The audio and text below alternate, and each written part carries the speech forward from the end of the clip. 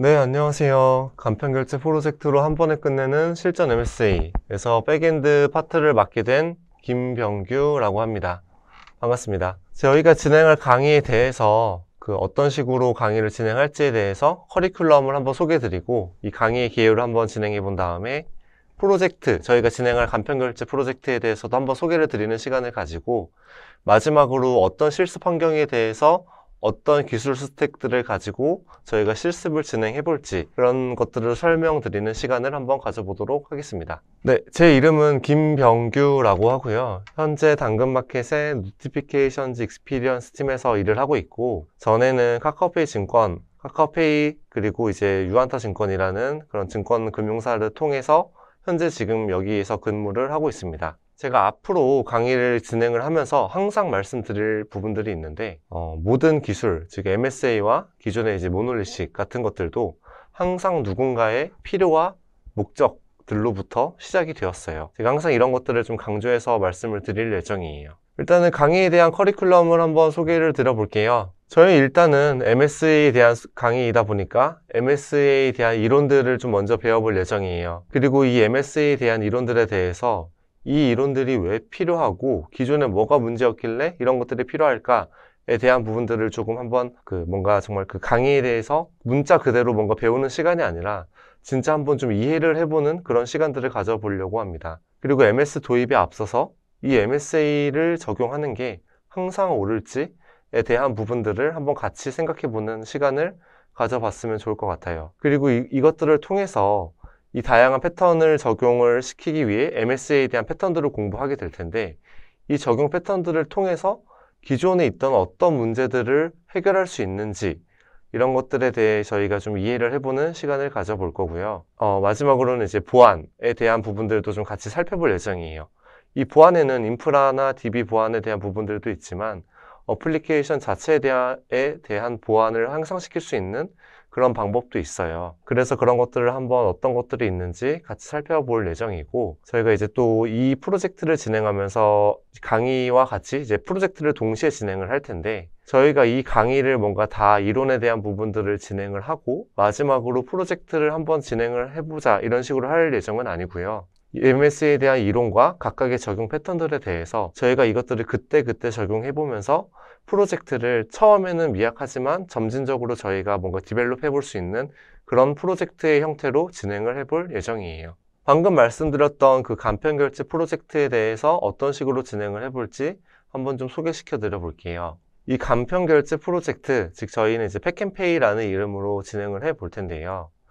아마 지금 강의를 들으시는 분들 모두 아마 머릿속에 떠올려진 카카땡페이 또는 뭐 신세 땡페이 이런 것들이 있을 텐데, 이런 것들이랑 비슷한 느낌으로 팩앤페이를 한번 만들어 볼 예정이에요. 뭐 실제로 뭔가 프로덕션 환경에서는 훨씬 많은 서비스들이 존재하기는 하지만 이 간편결제 프로젝트를 조금 교육용으로 정말 좀 MSA를 배워볼 수 있는 그런 목적으로 저희는 개발과 프로젝트를 진행해 볼 예정이기 때문에 총 6개의 서비스, 즉 머니, 그리고 계정, 충전, 송금, 결제, 정산 이렇게 6개의 서비스로 한번 진행을 해볼 예정이에요. 저희가 이제 팩앤페이에 대해서 이제 진행을 하면서 흔히들 카카땡페이 이런 것들 많이 사용을 해보실 텐데, 사용하면서 한 번쯤은 궁금했던 그런 간편결제에 대한 궁금증들도 같이 해소해 볼 예정이에요. 아마 들으시는 분들 중에 항상 10,000원씩 땡땡페이가 충전되는 그런 경험들을 해보신 적이 분명 있으실 텐데,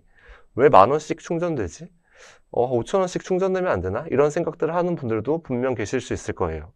그리고 또 가끔씩은 10,000원씩 충전이 되다가도 언제는 또 뭐 25,350원 뭐 이런 식으로 특정 금액이 정확히 출금되기도 하는데, 이런 것들도 왜 그럴 수밖에 없는지 그런 이유들을 한번 살펴볼 예정이고, 가끔씩 뉴스에서 나왔던 땡땡페이에서 가맹점들한테 정산 주기를 일주일을 줄였다더라, 이런 뉴스를 보신 적도 있을 거예요. 근데 이 의미가 어떤 의미이고, 이 의미가 정말 좀 뭔가 플랫폼과 그런 비즈니스적으로 작지 않은 의미를 가질 수 있는 그런 이유들도 한번 살펴볼 예정이고, 수수료가 비싸다, 일반적인 카드 수수료보다 비싼데 왜 땡땡페이를 쓰지? 이런 것들에 대한 궁금증들도 한번 찾아볼 거예요. 항상 보면은 뉴스에서는 이제 땡땡페이 항상 자영업자들의 적이다. 뭐 이런 식으로 표현을 하는데, 땡땡페이에서는 또 땡땡페이에서만의 고충들이 있어요. 그런 것들 한번 천천히 살펴볼 예정이에요. 저희는 팩앤페이라는 거를 만들어 보기 위해서 지금 그림에 보시는 이런 대략적인 아키텍처가 될 것 같은데요. 결국은 이제 팩앤페이라는 거는 이제 MSA 구조의 아키텍처인데, 저희의 실습 환경은 이제 아무래도 조금씩 이제 로컬 환경에서로 좀 한정이 되어 있을 거예요. 그래서 저희는 로컬 환경에서 최대한 MSA 환경을 좀 구축해 볼 예정이고, 이 로컬에서 스프링 부트와 그레이들, 그리고 인텔리제이, 도커나 도커 컴포즈 등을 이용해 가지고 로컬 환경에서 최대한 MSA 환경과 클라우드 환경과 비슷한 그런 로컬 환경을 구축해 볼 예정이에요. 저희는 그리고 이제 트랜잭션이라든가 이런 것들을 MSA 환경에서 구현을 해보기 위해서 엑슨 프레임워크를 사용해 볼 예정이고, 메시징이나 로깅 등을 하기 위해서 카프카, 그리고 UI4 아프치 카프카 이런 것들을 한번 사용해 볼 예정입니다. 저희 강의 및 프로젝트 진행 순서는 아래와 같이 진행을 해볼 예정이에요. 모놀리스 팩앤페이에 대해서 일단은 논리적으로 좀 설계를 해볼 거예요. 저희가 논리적으로 설계를 하는 이유는 모놀리스 상태에 완성된 팩앤페이 프로젝트가 없는 상태에서 논리적으로 만약에 저희가 팩앤페이를 모놀리스로 만든다면 어떤 식으로 될지 이런 것들 한번 같이 설계를 해볼 예정이고요. 그렇게 논리적으로 설계한 그런 아키텍처를 기준으로 MSA에서의 팩앤페이가 된다면 어떤 식으로 구현을 해야 될까?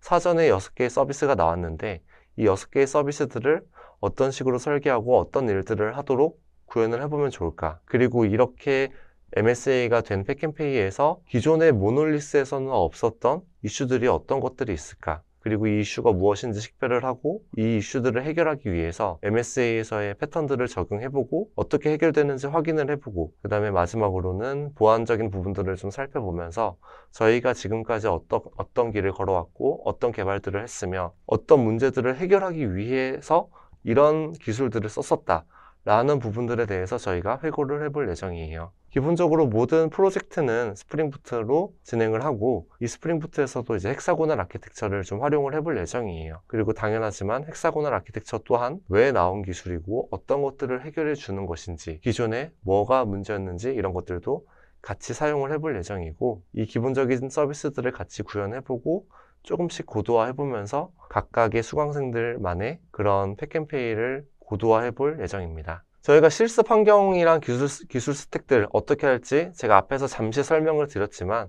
구체적으로 어떻게 진행이 될지 한번 설명드려 볼게요. 일단 실습 환경은 기본적으로 로컬 머신에서 모든 걸 해결해 볼 거예요. 왜냐면은 MSA가 항상 가장 공부하면서 힘든 게 어떤 환경에서 어떻게 개발을 해야지 MSA 환경을 좀 경험해 볼 수 있을까? 이런 것들이 항상 처음 시작할 때 굉장히 어려울 거예요. 그렇다고 AWS에서 어떻게 뭘 사용해가지고 어떤 서비스들을 어떻게 돈을 내고 이용해야지 또 효과적으로 공부할 수 있는지 그런 것들도 알기가 처음에는 굉장히 어려워요. 일단은 그렇게 올리기 이전에 로컬에서 실제로 나의 서비스들이 어떤 식으로 이미지화 돼가지고 올라갈지를 알아야지 이후에 이 로컬이 아니라 실제로 클라우드나 AWS 이런 환경에 올라갔을 때 이런 식으로 서로 통신을 하고 서로 커뮤니케이션을 주고받는구나에 대한 부분을 가서 더 쉽게 알아차리실 수 있을 거예요. 저희는 로컬 머신에서 스프링부트로 개발을 할 거고요. 이 스프링부트로 개발을 하면서 기본적으로는 인텔리제이를 사용할 거예요. 물론 더 편하신 그런 IDE 툴이 있으시다면 사용을 해도 무방합니다. 이 인텔리제이를 사용해가지고 그레이들과 도커 쪽을 이제 같이 연동을 해가지고 로컬의 도커 레포지토리를 만들어 볼 거예요. 그리고 이 로컬의 도커 레포지토리 이미지들을 사용해가지고 도커 컴포즈라는 도커의 이미지의 오케스트레이션 툴이 있어요. 이제 흔히들 쿠버네티스도 많이 들어보셨겠지만 쿠버네티스를 로컬에서 활용하기는 조금 무리가 있는 부분들이 있어서 조금 더 직관적으로 알기 쉬운 도커 컴포즈와 도커 데스크탑이라는 툴을 사용해서 정말 클라우드 환경인 것처럼 로컬이지만 좀 MSA 환경인 것처럼 서로 통신하는 그런 상황들을 한번 같이 만들어 보고 테스트 해볼 수 있도록 해볼 거예요. 저희가 이제 아마 제 프로젝트에 대한 부분들을 사전에 보신 분이 계실지도 모르겠지만 기본적으로는 많은 서비스들이 있지만 이 서비스들 한 번에 도커 컴포즈로 띄우는 게 굉장히 사실 처음엔 되게 많이 어려울 수 있어요.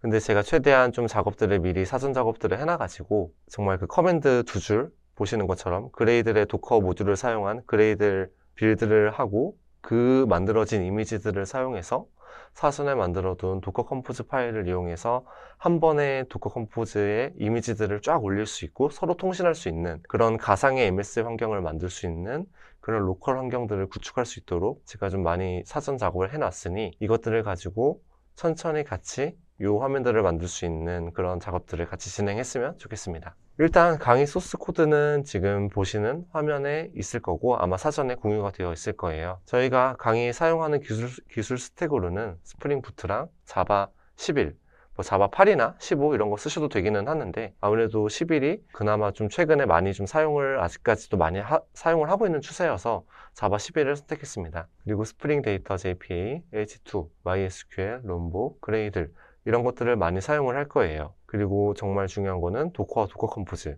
이것들이 사실 어떻게 보면 그 MSA 환경에서의 좀 핵심적인 부분들을 저희가 로컬에서 구현해 볼 수 있는 그런 핵심 기술인데 이런 것들도 어떤 식으로 이루어지고 이미지가 어떻게 말아지며 그 이미지들을 어떻게 사용할 수 있는지 이런 것들 천천히 사용해 볼 예정이에요. 마지막으로 저희가 이제 나중에 CQRS 패턴이라고 해가지고 좀 MSA 패턴을 좀 하나 또 배워볼 건데 거기서는 이제 AWS의 DynamoDB라는 걸 한번 사용해 볼 예정이에요. 저거 배우면서도 AWS가 실제로 왜 DynamoDB가 뭐 중요하고 뭐 EC2라든가 이런 것들이 있는데 이후에 강의에서 왜 AWS가 저런 것들을 먼저 만들고 이후에 다른 것들을 만들었는지 이런 이유들도 한번 좀 재밌게 살펴보는 시간 가질 수 있었으면 좋겠습니다. 아까 말씀드렸듯이 IDE는 이제 인텔리제이를 사용하기는 할 건데요. 물론 더 편하신 게 있으면 사용하셔도 좋습니다. 일단 여기까지 해서 저희가 강의 개요에 대한 부분들을 이제 많이 살펴봤어요. 이제 뭐 물론 하시면서 굉장히 어려운 부분들이 이제 많을 텐데 처음부터 뭔가 다 이해하려고 하는 것들은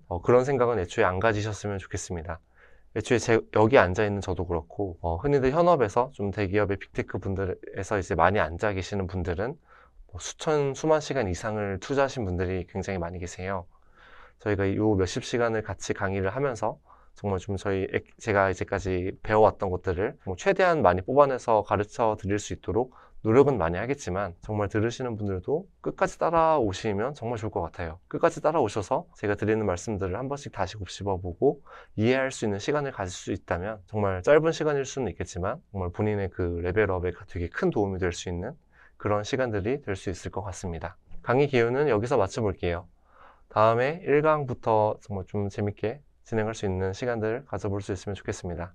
네, 감사합니다.